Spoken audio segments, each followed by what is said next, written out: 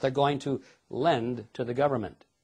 It's not really a lending at all, as you can see, but they use the old traditional words of lending it to the government, when in fact all they're doing is just printing it for the government. They're creating it for the government, and then they call it a loan. Of course, they don't print it all because most of it's checkbook money, but nevertheless, the process is the same as if they had just turned on the printing presses and printed all this money and gave it to the federal government.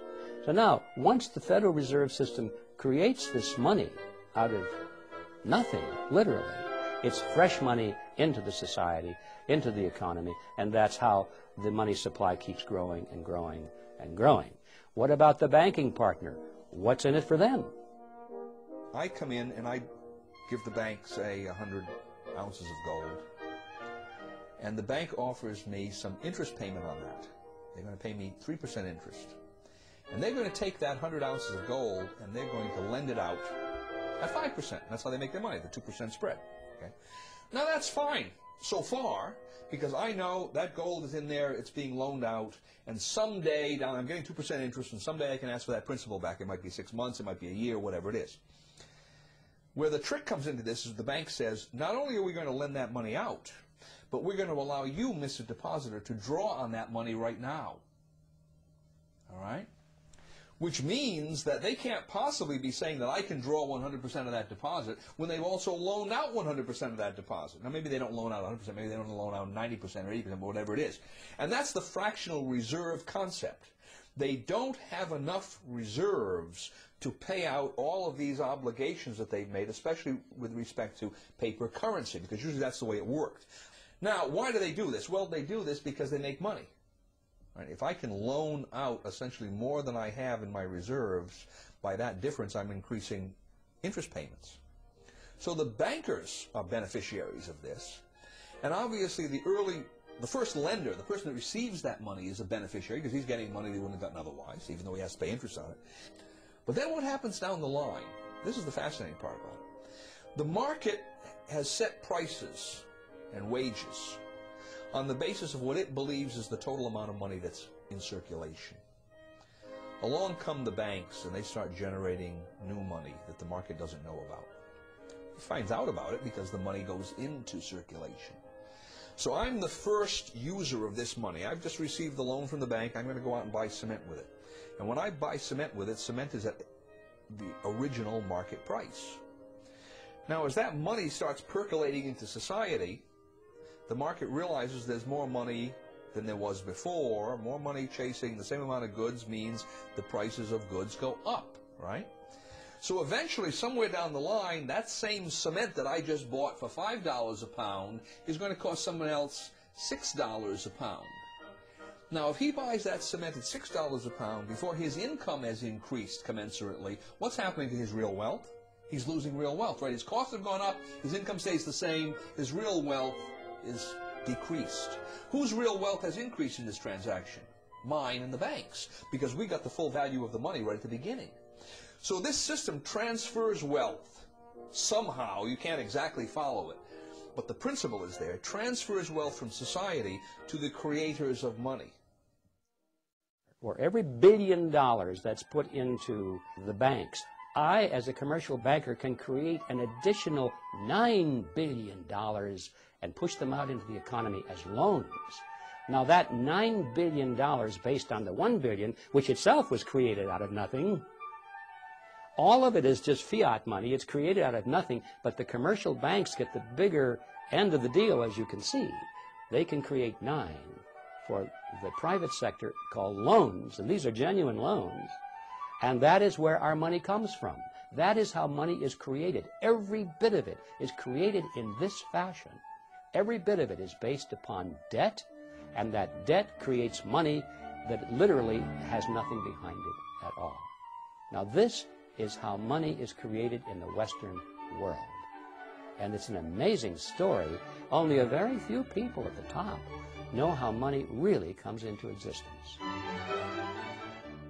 Best estimates say that a network of about 7,000 people, mostly located in large urban areas worldwide, facilitate the acquisition and control of the voting stock of these banks by proxy. The marching orders as to where literally hundreds of trillions of dollars of monetary power will be directed are believed to be given by the 7,000 on instructions from an insider control group we estimate to number about 300. Of the 300, many are related to one another by blood, marriage, and business ties, and, it would seem, have family ties to the original robber barons of the Industrial Revolution at the turn of the 19th century. More importantly, however, most of the 7,000 involved in this group may be largely unaware of their negative effects on society. They may sincerely, but naively, believe they are simply doing good. Nevertheless, now talking about the 300 who form the inner controlling body, we estimate that about 50 of this group are anything but naive. Thus, having successfully established the ultimate money-making machine, the Federal Reserve System, this nefarious cartel of tyrants is in a position to literally acquire control over the assets of the world, deprive the people of all their prosperity, as Thomas Jefferson would say. This is the calculus of the situation, and this is exactly what they are doing, with a little help from their virtuous but ignorant servants in Congress, as John Adams might say. Yes, the Founding Fathers must surely be rolling over in their graves. The original intent of the Constitution is spelled out quite clearly, not only in the document, but in the immediate history that surrounds its formation. Now, Article 1, Section 10, Clause 1 limits the powers of the states. It says, no state shall coin money. States had coined money. Stops them from doing it. No state shall emit bills of credit. Now, that's one of those peculiar words. If you were living in that time, you knew what it meant. It meant essentially what we call paper money. No state shall emit bills of credit, which means that a state itself cannot create paper money, and then it can't do it indirectly by setting up some kind of a bank that's controlled by the state. Third provision in that clause is, no state shall make anything but gold and silver coin a tender in payment of debts. And notice the language, no state shall make anything but gold and silver coin, meaning states can and should make gold and silver coin a tender in payment of debts. But the historical background shows absolutely clearly that paper money was not going to be allowed at the national level or the state level. And the very interesting point here is that the same people who wrote the Constitution had been, to a large extent, in control of the states and of the Congress under the Articles of Confederation during the War of Independence. These people had emitted large amounts of paper money. The states did it, Congress did it. When that Congress did it was called the Continental Currency, and most people are familiar with the phrase, not worth a continental. Paper money depreciated so radically in value that it was essentially worthless. Those same people looked back at what they had done only a few years earlier and said, we're not going to do this anymore. The inflation isn't rising prices. The inflation is the government's program of increasing the supply of money, which devalues the currency, and that causes the prices to go up. Inflation, that is the destruction of money, eventually wipes out the middle class. The best example in the 20th century being what we saw happen in Germany. As the runaway inflation came, the middle class got wiped out.